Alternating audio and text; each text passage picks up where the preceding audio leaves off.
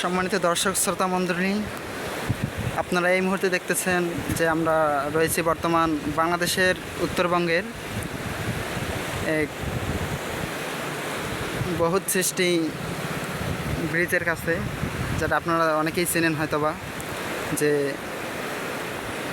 এটি লালমনিরহাট জেলার হাতীবান্ধা থানার মধ্যে অবস্থিত। এই ব্রিজের নামকরণ করা হয় তিস্তা ব্রিজ নামে, যেহেতু এটা একটা তিস্তার পার বলে গণ্য করা হয়। আপনারা এই মুহূর্তে দেখতে পারতেছেন যে এইখানে পানির স্রোত, আসলে ভারত থেকে যখন পানিগুলো ছাড়া হয় সেই মুহূর্তে পানিগুলো এখানকার ভিতর দিয়ে ক্রস করে।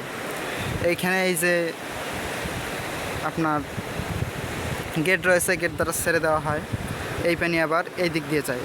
আপনারা ওই যে দূরে দেখতে পারতেছেন যে অনেক অনেক বসতবাড়ি রয়েছে।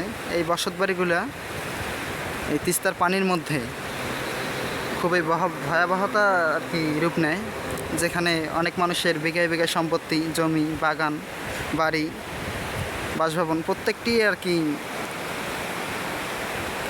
এই তিস্তার পানি শেষ করে দেয়, মানুষের সম্পত্তি হীন করে দেয়। তো আপনাদের মাঝে আমি দেখাচ্ছি যে বর্তমান এই লাইভের মাধ্যমে আসলে পানির স্রোত কতটুকু আপনারা দেখুন এই মুহূর্তে।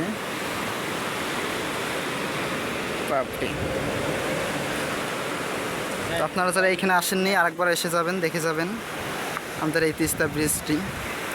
আশা করি ভালো লাগবে।